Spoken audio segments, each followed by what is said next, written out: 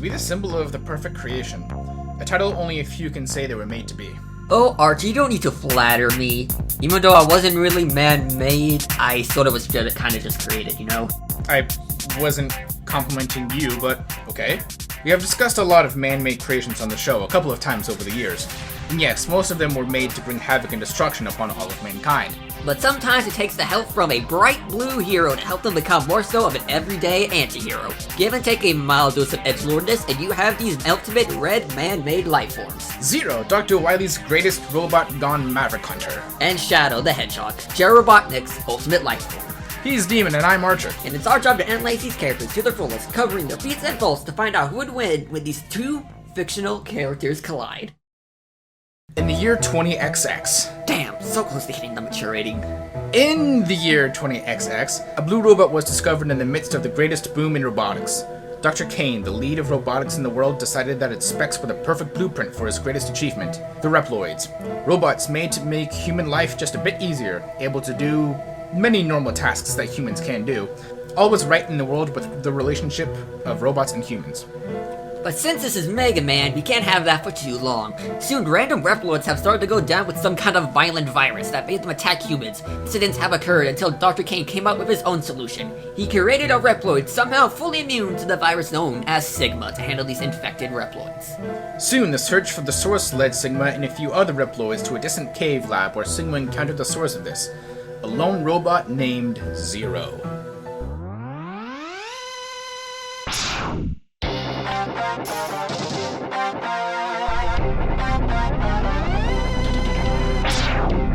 So nuts! Listen here. After a fistfight against Robo Lex Luthor, both Sigma and Zero's personalities and goals were switched. You see, Sigma was made to not get infected by the virus, so instead the virus just merged with Sigma, making him more of a Robo Hitler. Now you see the interesting part. This virus that had infected Sigma was created by none other than the dastardly mad scientist, Dr. Wily. You know, that Dr. Wily, being hellbent on continuing his path of the world being taken over by his malevolent robots, which proved to be semi-successful. Why do we say that? Because for some dumb reason, like all of Wily's inventions, bites him in the ass. After the virus merged with Sigma, it turned the animalistic Zero into someone who wanted to fight against the infected like Sigma's original goal. And he won't be doing it without some nifty gear at his disposal, like his trusty Z-Saber, quote, not to be confused with the lightsaber. Damn thing takes a while to cut through anything. He can do cool spin slashes, uses a clone to do multiple damage alongside with him and others. And like every character, he has his Zero Buster. It's kind of a trend in this series to name their Buster after themselves. Mega Buster, Base Buster, Zero Buster... And Demon Buster! Demon, no! As I was saying, he has a whole lot more than just a simple blade and a buster. He has shields, boosters, glaives, fans, a thing called Sigma Blade, and a whole lot of elemental abilities, including lightning, water, fire, and ice. Thus nothing compared to his much more devastating abilities. With Sublet Rikoha, which has him slammed to the ground, creating a large energy waves around him, and Darkhold. Which with Darkhold, he can temporarily stop time. Wait, no! Oh. I thought Demon was gonna say something. Hold on. Including this, there's also the Zero series. After Zero gets a whole new body, don't ask, it gets really weird. He can make shield boomerangs, have a rod that can turn into a chain and triple itself, it even fall apart that Zero can rebuild, and has a shield to protect him from all damage. And that's nothing compared to Zero's black form. Whoa, Demon! No, really, it's called that. Oh, well, I'll be. Well, despite the name, it's a massive boost in strength speed, everything inside that brand of his. And then Absolute Zero. Isn't that from a questionable canon game? Well, it's not like it's gonna affect much of the analysis. People will bitch, so we aren't gonna mention it. Sometimes I'm wondering what I'm even fighting for when arguing against you. With this massive arsenal of powers, weapons, and forms, you wouldn't be shocked on the amazing stuff Zero has done. Like his fight with the General, which took this 60 zetatonic base explosion right in the fucking face. And Zero should scale to him pretty easily as well, since, well, they did fight before this. Alongside that, and we'll be saying this a couple times in the video, so get your shots ready, he's comparable to the lemon-shooting blue bomber himself, Mega Man, who defeated Sunstar, who blew up Wily Star.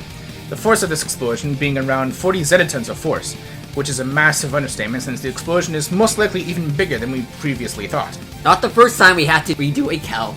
Oh, shut it. Aw. But next, let's get to the big boys. Let's talk about Omega. For one, with Omega, when he entered Earth, he created this dimensional rift known as the Cyber Kukan.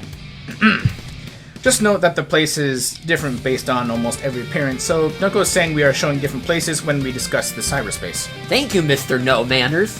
As I was saying, this place is its own universe based on how you get to it via multiple dimensional hopping doors. Yeah, I know, weird, again, Zero Series is dumb.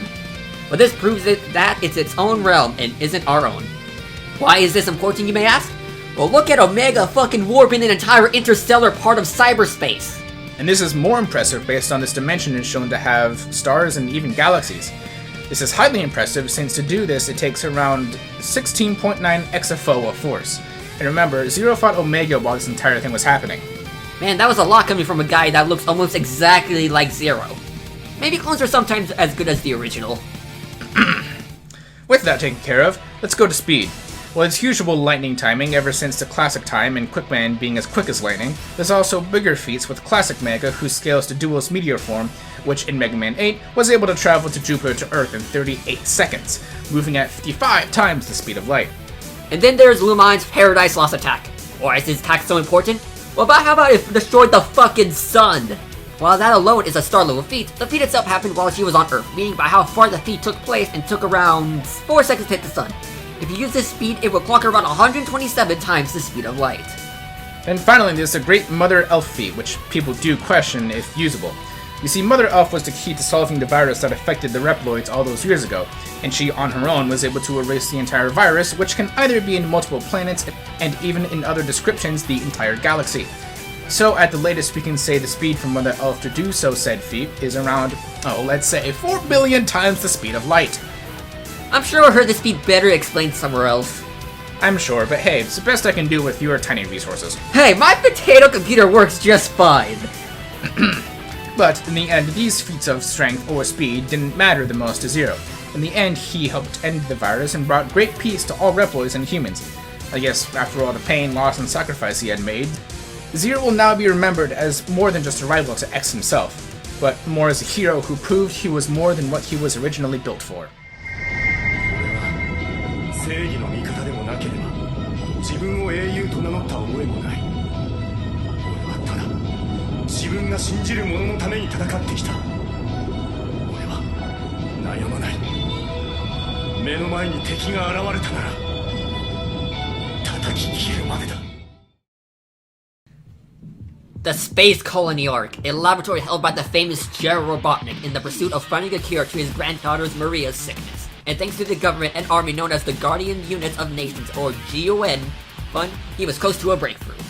But then everything kind of went up in flames. Seems whatever Gerald was working on up there, the government didn't really like it, so they went up there to personally stop the testing. But it ended in one great tragedy, the death of Maria. But Maria didn't go down fighting. You see, while she was running away from Gun, she had someone with her. Someone she sent out to Earth to keep her last wish to continue. That person was Shadow the Hedgehog. Shadow the Hedgehog is Gerald Robotnik's attempt to create the perfect creation in hopes of finding a way to cure Maria's illness, while also hoping to bring Maria's wish to life, which is to protect all life on the planet. Wait. So Gerald's solution in finding a way to save his granddaughters was a hedgehog with sneakers. Well, the prototype was actually a giant lizard, if that makes you feel better about the situation. No, because that just leaves the question of how you went from giant space lizard to a hedgehog. Details for later, David. With Shadow's creation, he was infused with a power source called Chaos, a certain power in the Sonic universe that lets many people do crazy things. With it, he can cast Chaos Spears, teleport, infuse his attacks with Chaos Energy, and his Trunks attack, Chaos Blast. When he's overfilled with negative energy, he can lay waste to anything around him with a single burst of power. And when he has his trusty Chaos Emerald in his hand, he was able to use Chaos Control, where it allows him to temporarily stop time to his will. Especially when he's around another certain hedgehog. Take that, you silver-furred loser. A Chaos Emerald, in easy terms, is an ancient powerful item in the Sonic universe connected to the Master Emerald, which is able to grant the user even greater power. The power from a singular Chaos Emerald has shown to pull huge chunks of the Earth back together after Gaia was awakened. Given the force needed to pull an entire continent together from space is around 50 zetatons of force to do so. But that's not all Shadow has on him. He has the inhibitor rings around his arms. You see, these rings are more so limiters to its connection to the chaos power inside it. When needed, Shadow can remove these rings, gaining a massive increase in major power and chaos energy, but the downside of basically not being able to control it very well. That's why it's more so a last resort over anything else. Wow, jewelry being able to be used as weapons. No lie, on this show I thought I've seen everything, but I'm learning more every episode. Wow, you're actually learning something for once? Yeah. Hey, wait, I'm supposed to be saying that to you. If Shadow doesn't want to use all these mythical and chaotic powers, the guy is also known to hold a bit of heat on him. Like the magical pump action SMG! That's not how you use a submachine gun. What? Okay, so as a self-proclaimed master of weapons as I am, how do you have a pump action gun with a clip? That's not like yes, you can have technically a shotgun that's a pump action that you do have a clip in, but like, where in the world would Shadow the Hedgehog get his hands on that? That is not a common weapon. He would not just find that laying around. That's not even an army issue. Also, the issue is you gotta pump each bullet too in an SMG. What even kind of gun is this? But anyway, well, yes, Shadow is someone who uses a lot of guns, alien tech, and even swords bigger than him, and also a few vehicles from time to time. It all pales in comparison to Super Shadow, when Shadow gains all 7 Chaos Emeralds. So he found that damn Force Chaos Emerald? With Super Shadow, he dons a new blonde fur, can fly indefinitely despite having shoes that can help with that already, and is fully invincible. But there is an issue. You see, it's inconsistent with how long Super can be used. With someone like Sonic, it can show he can last days on end in Super form, but in others, it can only last around 50 seconds or so. But with someone like Shadow, it's safe to believe he can do it just as long. While in the state, Shadow, along with other Hedgehogs, has done amazing stuff, like how he defeated Black Doom, the alien that Gerald worked with him to create Shadow. It almost feels like we came with that out of nowhere. Just like in the game. After defeating Black Doom, Shadow was able to lift that big comet thing and send it back into space. Along that, he's easily comparable to beings like Metal Sonic, who we before calced at its best to be as strong as the Space Colony Arc when it blasted half of the moon, where we calced it to be around 29 exotons of force.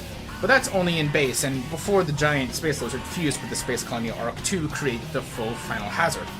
In Super form, and with the help of Sonic, they stopped the Final Hazard with colliding with Earth and destroying it. A feat which would be around a couple of Yototons to do so. Alongside that, he should be comparable to Super Sonic in both their super forms, since they fought alongside in a couple instances. Well, first time against Final Hazard, it's more so Sonic that did it. He said during the fight that Shadow wasn't used to his form and it was killing him. At the second time, it's questionable if it's canon against Solaris, since 06 is a whole bag of worms. But then there's other fights Super Sonic has done and defeated, like Egg Salamander, which was trying to fuse both Blaze and Sonic universes together, a near universal level feat that took both Super Sonic and Burning Blaze to put a stop to. In speed, Shadow is easily comparable to Sonic. I know people say that about every Sonic character, but with Shadow it's a steady argument. But now it's time for the hardest part in Sonic.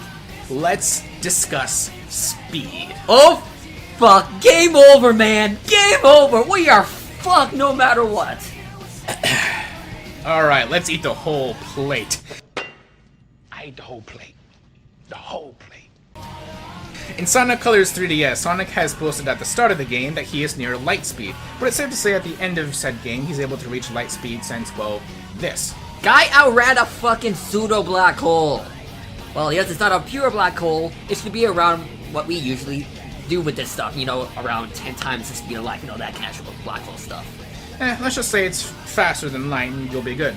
But all that pales in comparison on what Super Shadow can do. You see, Super Shadow can scale to Super Sonic, which in Sonic Advance 3 chased down Super Gemroll, who was near a large star cluster in a matter of 6 seconds. Now the closest star cluster is around 153 light years away, which is Hades, which means Super Sonic was going at the speed of 800 million times the speed of light. But even if he is this fast and that strong, it's only in his super form. If Shadow was that strong or stronger than his super form, then what's the point in using it? Alongside that, the guy, even though he has a walking arsenal of guns and chaos power, both do seem highly limited of how much he can use, especially with those guns. I don't think he can just create more ammo. And survives full character assassination. Sorta. Please stop bringing it up. But after all this, Shadow did what he promised to Maria. After forgetting his promise, Shadow rised up and protected the people she cared for the most. It seems after the loss of so much, forgetting who he was, Shadow remembered who he was meant to be at the end. A hero Maria can be proud of. Shadow! Those people need you, Shadow. I'm Shadow! Shadow the Hedgehog!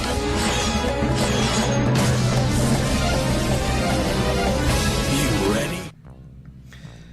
Now that these two ultimate creations have been analyzed, it's time to see which one will come out on top. Will Shadow prove this hunter that he's the true ultimate life form, or will Shadow show this Hedgehog what he's fighting for and eliminate him?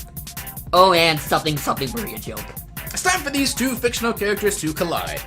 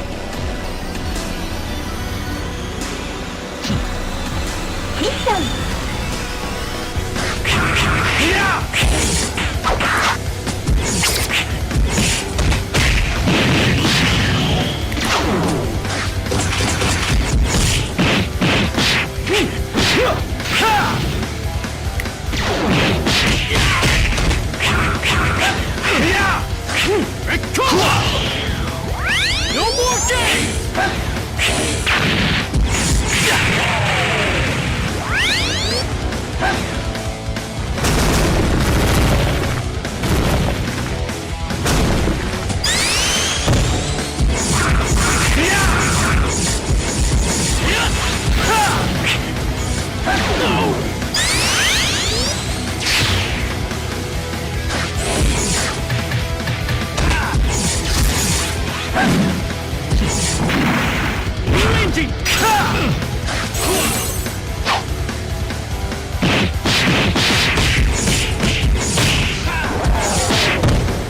Chaos Blast!